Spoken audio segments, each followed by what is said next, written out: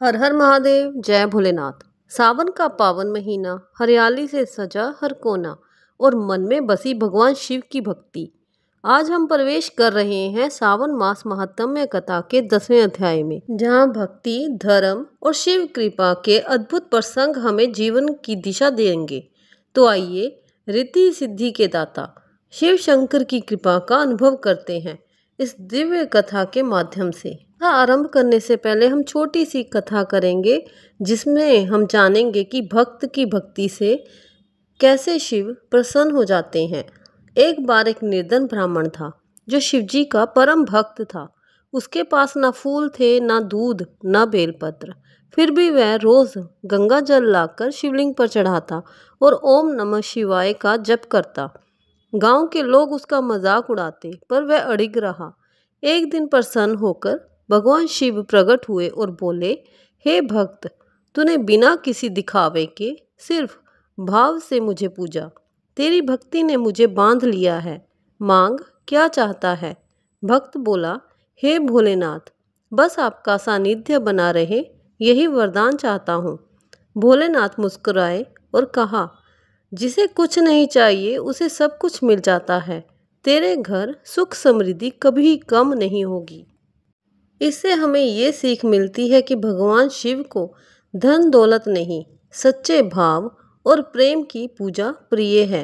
इसलिए शिव जी की पूजा करते हुए या किसी भी भगवान की पूजा करते वक्त हमें दिल से पूजा करनी चाहिए, भक्ति से पूजा करनी चाहिए, ना कि दिखावे से।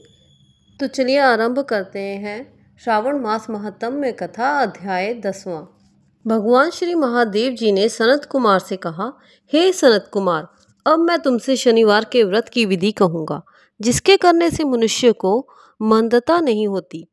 श्रावण मास में शनिवार के दिन 3 देवताओं श्री नरसिंह, श्री हनुमान तथा शनि का अर्चन करना चाहिए। दीवार में या खंभे पर नरसिंह जी की मूर्ति बनाकर लिखकर लक्ष्मी सहित जगतपति नरसिंह को हल्दी सहित चंदन, नीले अथवा पीले फूलों द्वारा अर्चन करना चाहिए। खिचड़ी तथा हाथी चक सांड के नैवेद्य का भोग लगाना चाहिए। आप भी खिचड़ी आदि का प्रसाद पाकर ब्राह्मण को भोजन करवाकर भगवान नरसिंह को तिलों के तेल या शुद्ध घी से नहलाना चाहिए। शनिवार को सब कामों के लिए तेल को श्रेष्ठ कहा गया है। शनिवार के दिन ब्राह्मण और सुहागिनों को देह में लगाने के वास्ते तेल देना चाहिए। शनिवार को स्वयं सपरिवार देह पे तेल लगाकर स्नान आदि से पवित्र होकर उड़द की दाल की चीज़ें भोग लगाने के लिए तैयार करनी चाहिए। इससे शनिदेव प्रसन्न होते हैं। इस प्रकार श्रावण मास के चारों शनिवारों को शनि का व्रत करना चाहिए। ऐसा करने से मनुष्य के मकान में लक्ष्मी आकर निवास करती है, धन धान्य की वृद्धि होती है और निस्संतान पुत्रवान हो जाता है।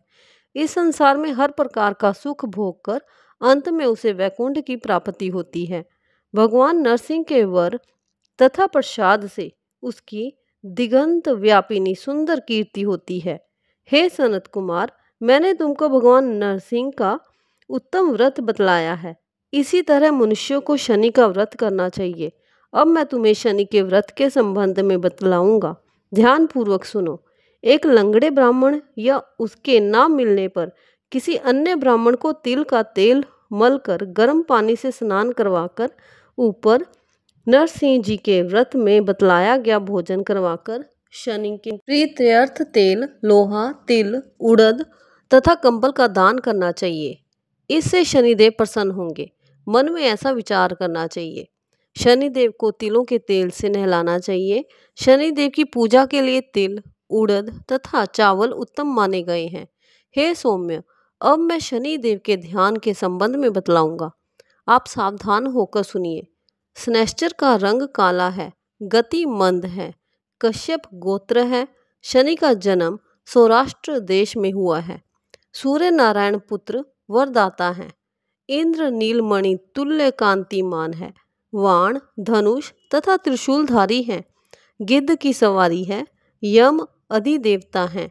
कस्तूरी, अगर, चंदन तथा गुग्गल और नैवेद्य में उड़द की खिचड़ी प्रिय है। शनि के अर्चन में लोहे की प्रतिमा बनानी चाहिए। दान देने के लिए काले रंग का ब्राह्मण उत्तम है।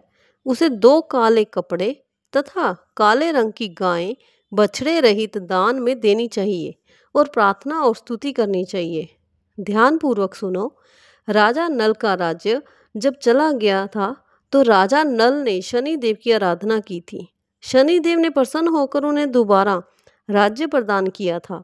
मनुष्य को चाहिए कि वह इस प्रकार शनि देव की आराधना करे कि मेरे ऊपर शनि देव प्रसन्न हो। नीलांजन के तुल्य कीर्तिमान अति मंद भ्रामी छाया नामक स्त्री से सूर्य द्वारा उत्पन्न शनिश्चर को मैं नमस्कार करता हूँ।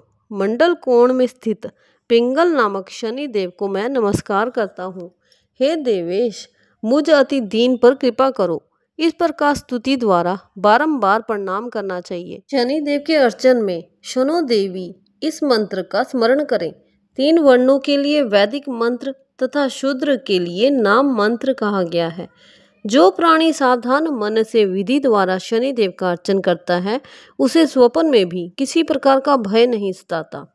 हे सौम्य, तो मनुष्य इस प्रकार व्रत को करेंगे और श्रावण मास के प्रत्येक शनिवार को भक्ति सहित अर्चन करेंगे, उनके यहाँ शनि द्वारा कभी पीड़ा नहीं पहुँचेगी। शनि जन्म राशि से पहले दूसरे, चौथे, 5वें, 7वें, 8वें, 9वें तथा 12वें स्थान में हो तो सदा पीड़ा पहुँचाते हैं। उनकी शांति के लिए मनुष्य को क्षमाग्नि मंत्र का जाप करना चाहिए और शनि की प्रसन्नता के लिए इंद्र नीलमणि का दान करना चाहिए। हे विप्र, अब मैं तुम्हें श्री हनुमान जी को प्रसन्न करने की उत्तम विधि बतलाऊंगा। श्रावण मास में शनि के दिन श्री हनुमान जी के तीर्थ अभिषेक तिलों के तेल द्वारा रुद्र मंत्रों से करना चाहिए। तेल मिश्रित सिंदूर को उनकी देह में लगाना चाहिए। जपा, अर्क तथा मंदार माला से अर्चन करके नैवेद्य के लिए उड़द के बड़े तथा अन्य उपचारों द्वारा यथाशक्ति भक्ति और श्रद्धा द्वारा अर्चन करना चाहिए। हनुमान, अंजनी सुत, वायुपुत्र, महाबली, रामेष्ट, फाल्गुन सखा, पिंगल, अमित विक्रम, अवधिक्रमण, सीता शोक विनाशक, लक्ष्मण प्राणदाता तथा 10 ग्रीव दर्पाहा, इन 12 नामों को जो सुबह उठकर पढ़ता है उस मनुष्य को कभी कष्ट की अनुभूति नहीं होती तथा उसको संपूर्ण ऐश्वर्य प्राप्त होता है। इस प्रकार श्रावण मास के शनिवार को जो मनुष्य हनुमान जी की आराधना कर लेता है उसका शरीर वज्र के तुल्य मजबूत हो जाता है और कार्य करने में तेजवान हो जाता है। वह बुद्धि विवेक से विभूषित हो जाता है। उसके शत्रु नष्ट हो जाते हैं और मित्रों की वृद्धि हो जाती है। श्री हनुमान जी के प्रसाद से वह पराक्रमी तथा वैभवशाली हो जाता है। श्री हनुमान जी के मंदिर में बैठकर जो प्राणी हनुमत कवच का 1 लाख पाठ करता है वह अणिमा आदि सिद्धियों का साधक हो जाता है तथा उसके दर्शन से यक्ष, राक्षस और वैताल तुरंत भाग खड़े हो जाते हैं। शनिवार को पीपल का स्पर्श तथा अर्चन करें। शनिवार को ही पीपल का स्पर्श करना चाहिए। इसके अलावा और किसी दिन पीपल का स्पर्श बिल्कुल नहीं करना चाहिए। शनिवार को पीपल का स्पर्श करने से सब रिद्धियां बढ़ती हैं। वैसे तो पीपल का अर्चन 7 दिन करना चाहिए, परंतु श्रावण मास में अत्यधिक करना चाहिए। श्री श्रावण मास महात्म्य कथा अध्याय 10 संपूर्णम। हर हर महादेव। जैसे जैसे हम अध्याय 10 की इस अमृत कथा को पूर्ण करते हैं वैसे वैसे हमारे मन में शिव भक्ति और सावन की महिमा और गहराती है। आशा है कि शिव कृपा से आपके जीवन में भी शांति, सुख और समृद्धि का वास हो। वीडियो अच्छी लगी हो तो लाइक और शेयर ज़रूर करें और चैनल को सब्सक्राइब करना ना भूलें। हर हर महादेव। जय भोलेनाथ।